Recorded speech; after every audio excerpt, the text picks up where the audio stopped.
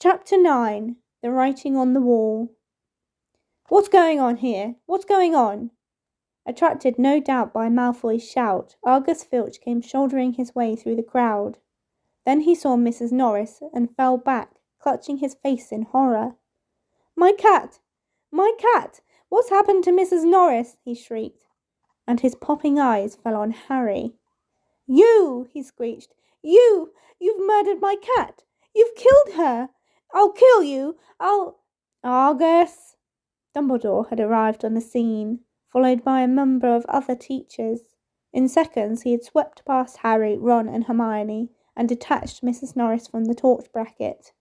"Come with me, Argus," he said to Filch. "You too, Mr. Potter, Mr. Weasley, Miss Granger." Lockhart stepped forward eagerly. "My office is nearest, Headmaster, just upstairs. Please feel free." "Thank you, Gilderoy," said Dumbledore. The silent crowd parted to let them pass. Lockhart, looking excited and important, hurried after Dumbledore. So did Professors McGonagall and Snape. As they entered Lockhart's darkened office, there was a flurry of movement across the walls. Harry saw several of the Lockharts in the pictures dodging out of sight, their hair in rollers. The real Lockhart lit the candles on his desk and stood back. Dumbledore laid Mrs. Norris on the polished surface and began to examine her. Harry, Ron and Hermione exchanged tense looks and sank into the chairs outside the pool of candlelight, watching. The tip of Dumbledore's long, crooked nose was barely an inch from Mrs. Norris's fur.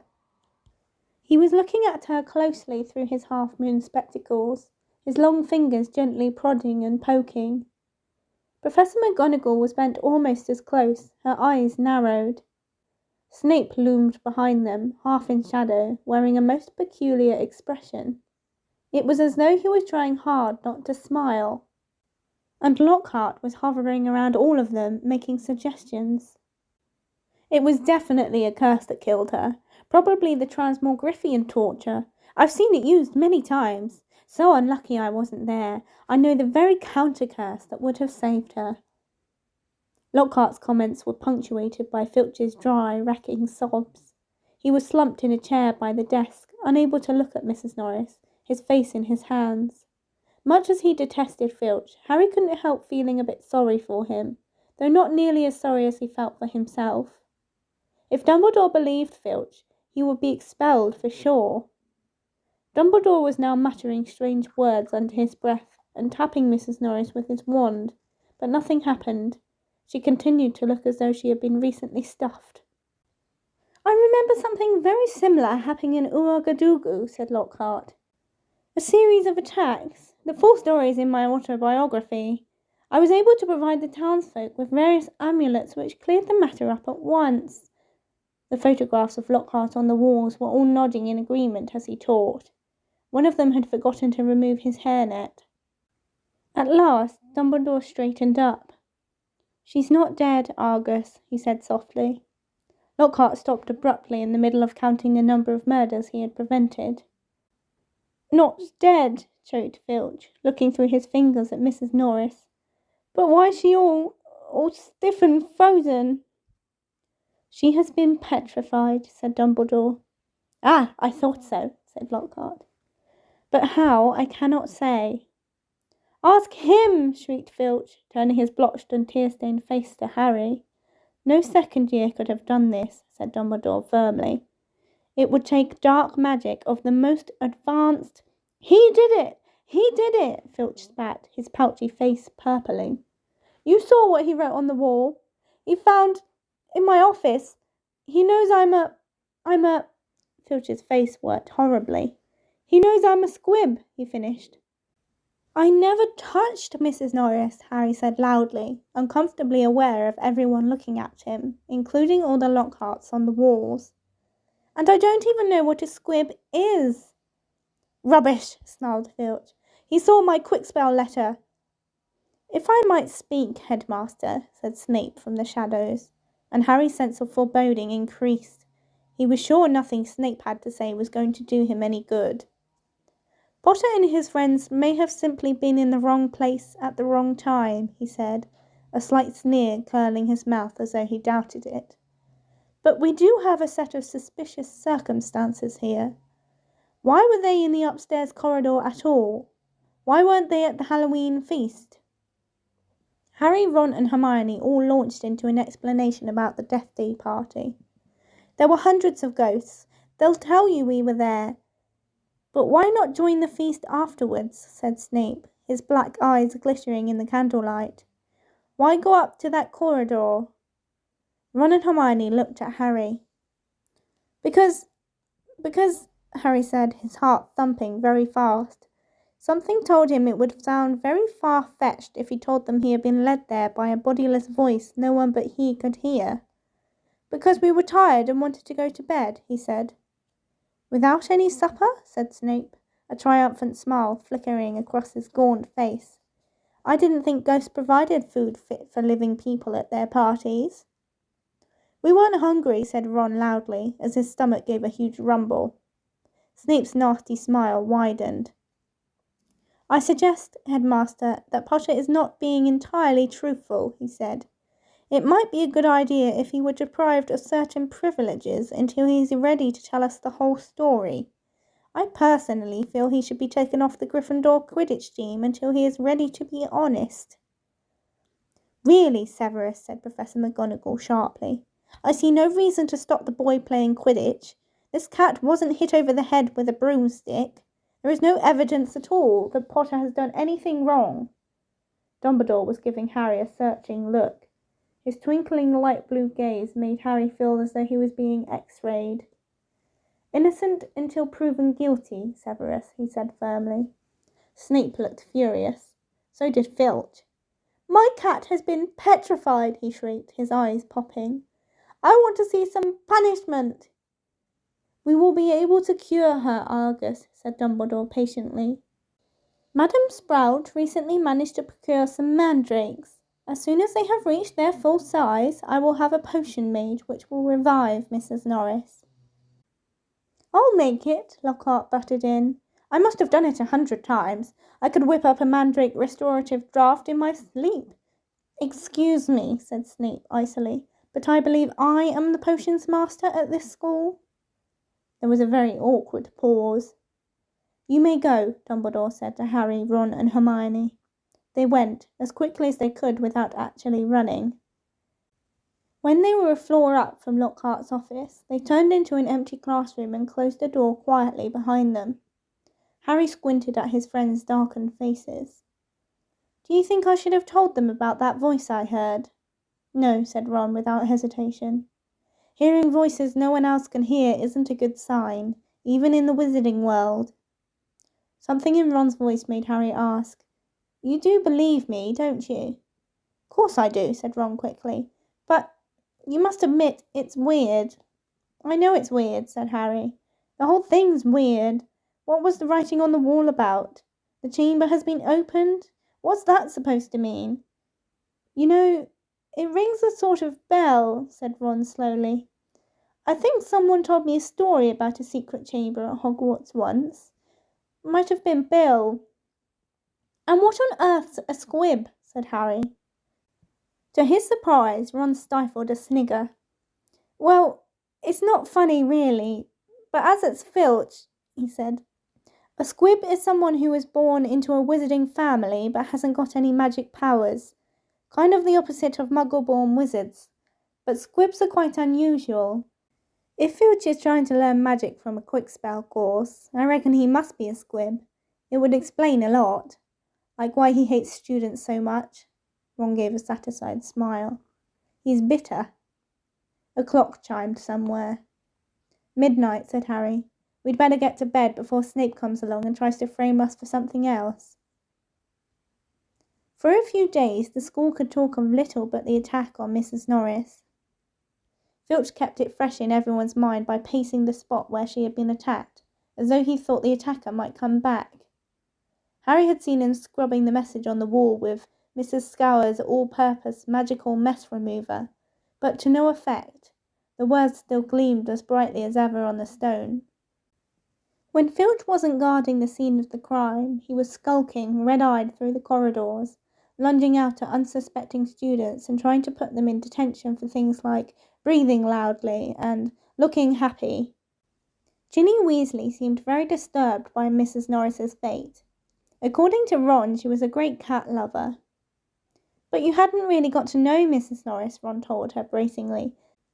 Honestly, we're much better off without her. Ginny's lip trembled. Stuff like this doesn't often happen at Hogwarts, Ron assured her. They'll catch the nutter who did it and have him out of here in no time. I just hope he's got time to petrify Filch before he's expelled. I'm only joking, Ron added hastily as Ginny blanched. The attack had also had an effect on Hermione. It was quite usual for Hermione to spend a lot of time reading, but she was now doing almost nothing else. Nor could Harry and Ron get much response from her when they asked what she was up to, and not until the following Wednesday did they find out. Harry had been held back in potions, where Snape had made him stay behind to scrape tube worms off the desks.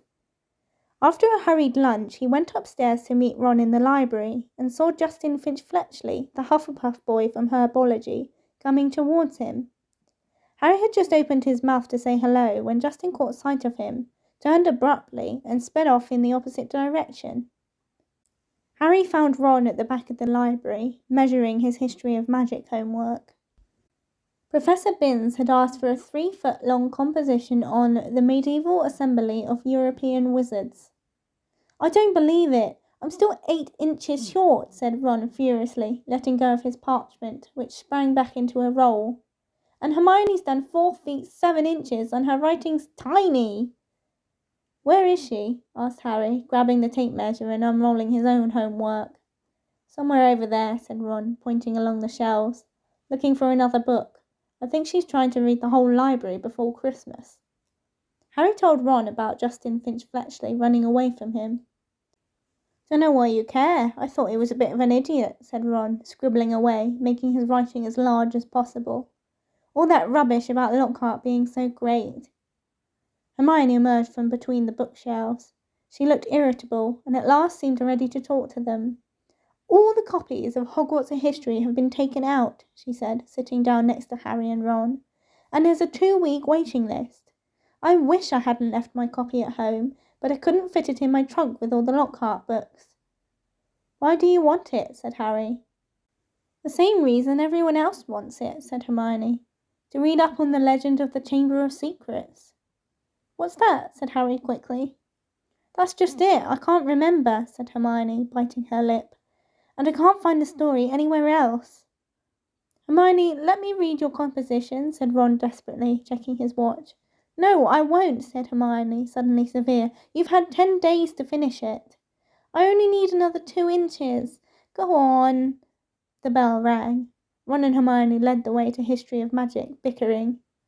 History of Magic was the dullest subject on their timetable. Professor Binns, who taught it, was their only ghost teacher, and the most exciting thing that ever happened in his classes was his entering the room through the blackboard. Ancient and shriveled, many people said he hadn't noticed he was dead. He had simply got up to teach one day and had left his body behind him in an armchair in front of the staff room fire. His routine had not varied in the slightest since. Today was as boring as ever. Professor Binns opened his notes and began to read in a flat drone like an old vacuum cleaner, until nearly everyone in the class was in a deep stupor, occasionally coming round long enough to copy down a name or date, then falling asleep again. He had been speaking for half an hour when something happened that had never happened before. Hermione put up her hand. Professor Binns, glancing up in the middle of a deadly dull lecture on the International Warlock Convention of 1289, looked amazed. Miss, Granger, Professor. I was wondering if you could tell us anything about the Chamber of Secrets, said Hermione in a clear voice. Dean Thomas, who had been sitting with his mouth hanging open, gazing out of the window, jerked out of his trance. Lavender Brown's head came up off her arms, and Neville's elbow slipped off his desk. Professor Binns blinked. My subject is History of Magic, he said in his dry, wheezy voice. I deal with facts, Miss Granger, not myths and legends. He cleared his throat with a small noise like chalk snapping, and continued. In September of that year, a subcommittee of Sardinian sorcerers... He stuttered to a halt. Hermione's hand was waving in the air again. Miss Grant? Please, sir, don't legends always have a basis in fact? Professor Binns was looking at her in such amazement, Harry was sure no student had ever interrupted him before, alive or dead. Well, said Professor Binns slowly, yes, one could argue that, I suppose. He peered at Hermione as though he had never seen a student properly before. However, the legend of which you speak is a very sensational, even ludicrous tale. But the whole class was now hanging on Professor Binns' every word.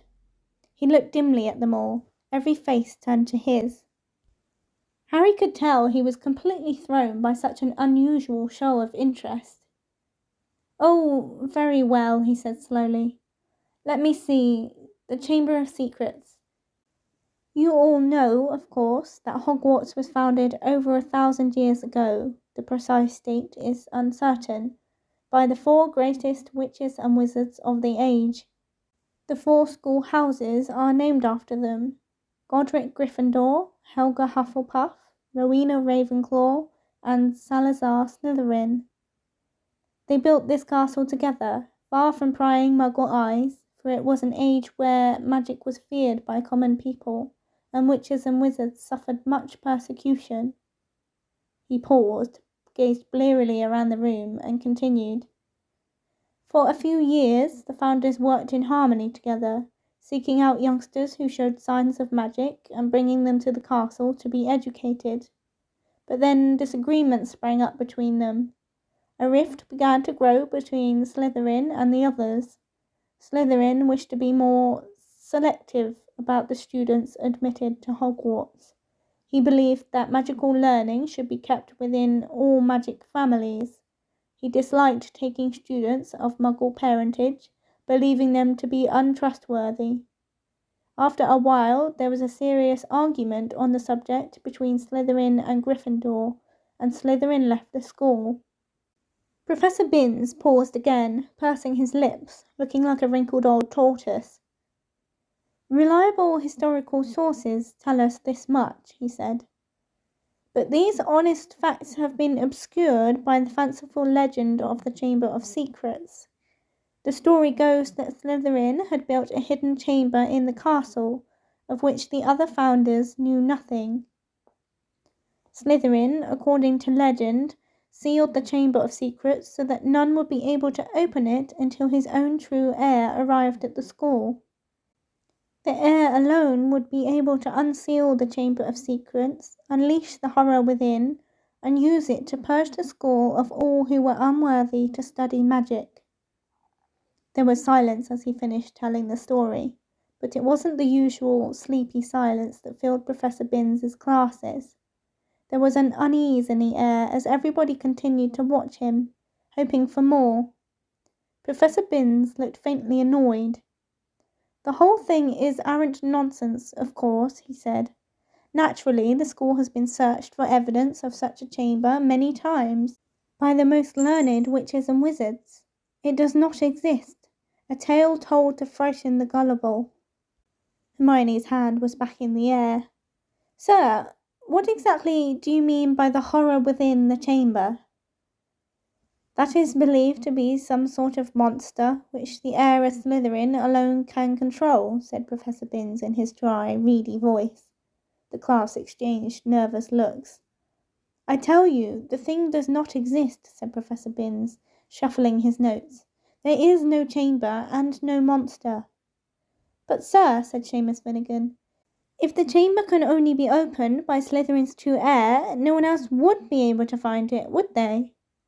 Nonsense, O'Flaherty, said Professor Binns in an aggravated tone. If a long succession of Hogwarts headmasters and headmistresses haven't found the thing... But, Professor, piped up Parvati Patil, you'd probably have to use dark magic to open it. Just because a wizard doesn't use dark magic doesn't mean he can't, Miss Pennyfeather, snapped Professor Binns.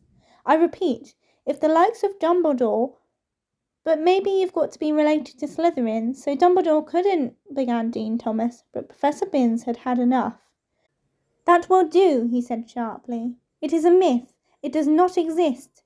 There is not a shred of evidence that Slytherin ever built so much as a secret broom cupboard. I regret telling you such a foolish story. We will return, if you please, to history, to solid, believable, verifiable fact. And within 5 minutes the class had sunk back into its usual torpor. I always knew Salazar Slytherin was a twisted old loony, Ron told Harry and Hermione as they fought their way through the teeming corridors at the end of the lesson to drop off their bags before dinner. But I never knew he started all the pure-blood stuff. I wouldn't be in his house if he'd paid me. Honestly, if the Sorting Hat had tried to put me in Slytherin, I'd have got the train straight back home. Hermione nodded fervently, but Harry didn't say anything. His stomach had just dropped unpleasantly. Harry had never told Ron and Hermione that the Sorting Hat had seriously considered putting him in Slytherin.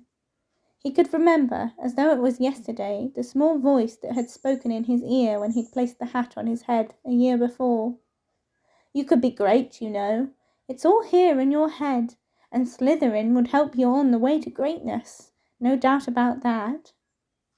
But Harry, who had already heard of Slytherin House's reputation for turning out dark wizards, had thought desperately, not Slytherin, and the hat had said, oh, well, if you're sure, better be Gryffindor.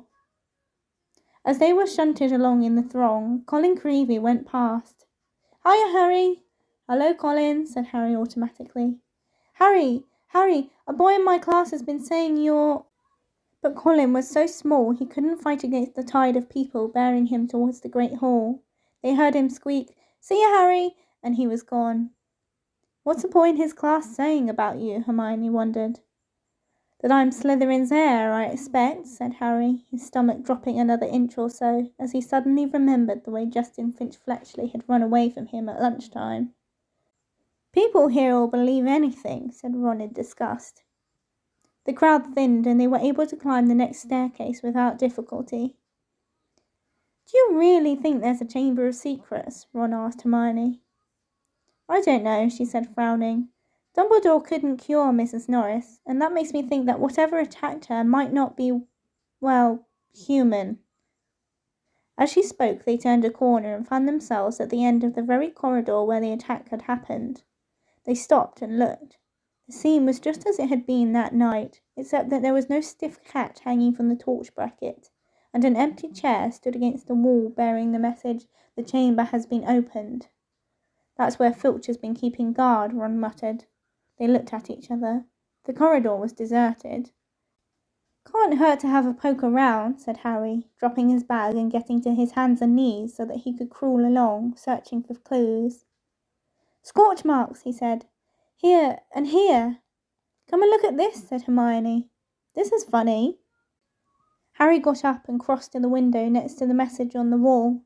Hermione was pointing at the topmost pane, where around 20 spiders were scuttling, apparently fighting to get through a small crack in the glass. A long silvery thread was dangling like a rope, as though they had all climbed it in their hurry to get outside. Have you ever seen spiders act like that? Said Hermione wonderingly. No, said Harry. Have you, Ron? Ron? He looked over his shoulder. Ron was standing well back and seemed to be fighting the impulse to run. What's up? Said Harry. I don't like spiders, said Ron tensely.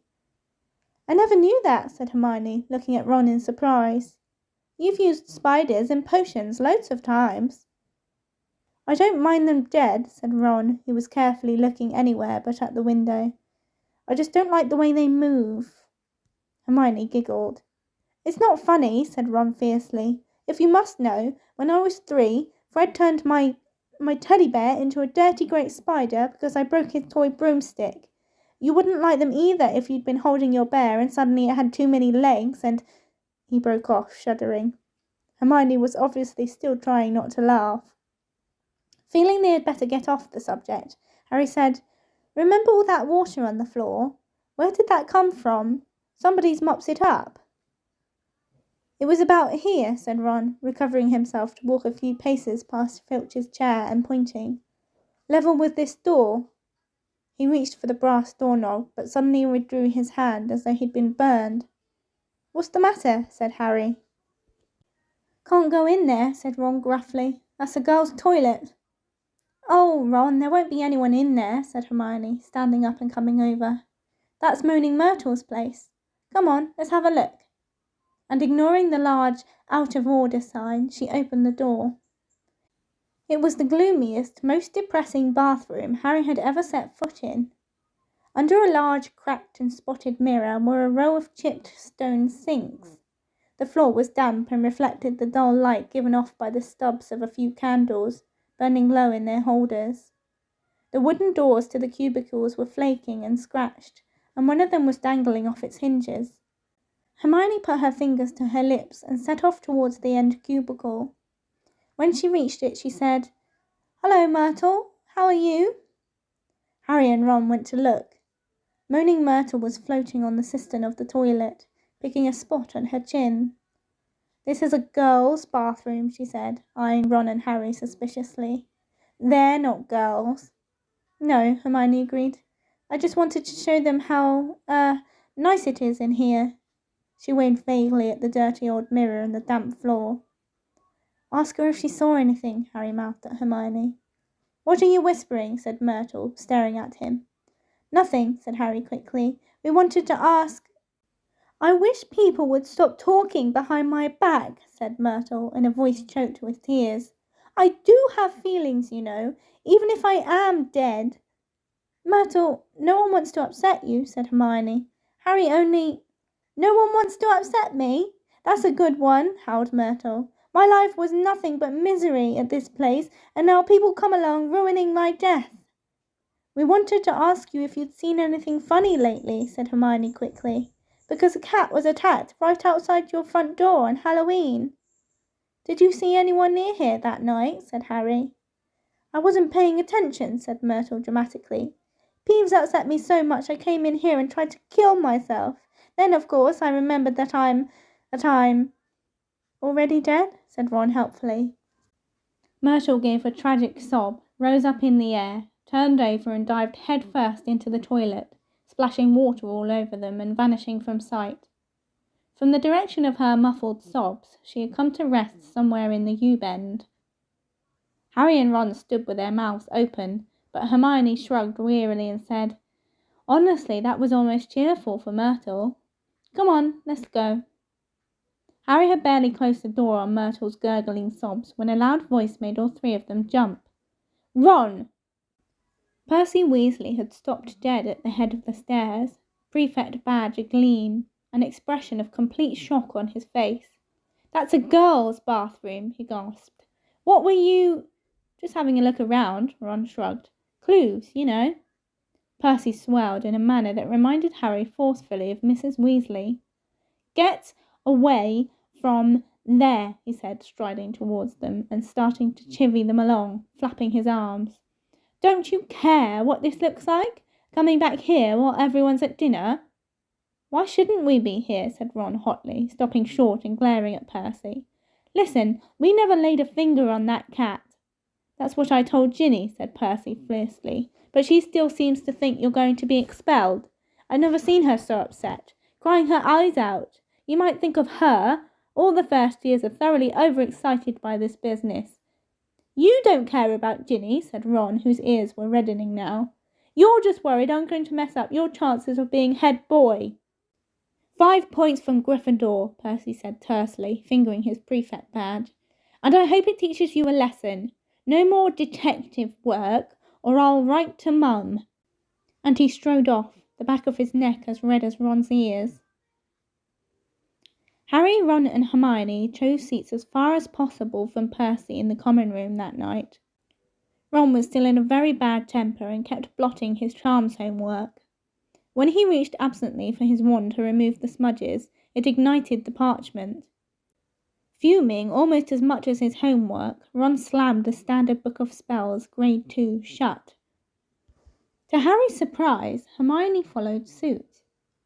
"Who can it be, though?" she said in a quiet voice, as though continuing a conversation they had just been having. "Who'd want all the squibs and muggleborns out of Hogwarts?" "Let's think," said Ron in mock puzzlement. "Who do we know who thinks muggleborns are scum?" He looked at Hermione. Hermione looked back, unconvinced. If you're talking about Malfoy, of course I am, said Ron. You heard him. You'll be next, mudbloods. Come on, you've only got to look at his foul rat face to know it's him. Malfoy, the heir of Slytherin, said Hermione sceptically. Look at his family, said Harry, closing his books too. The whole lot of them have been in Slytherin. He's always boasting about it. They could easily be Slytherin's descendants. His father's definitely evil enough. They could have had the key to the Chamber of Secrets for centuries, said Ron, handing it down, father to son. Well, said Hermione cautiously, I suppose it's possible. But how do we prove it? Said Harry darkly. There might be a way, said Hermione slowly, dropping her voice still further with a quick glance across the room at Percy. Of course, it would be difficult and dangerous, very dangerous. We'd be breaking about 50 school rules, I expect.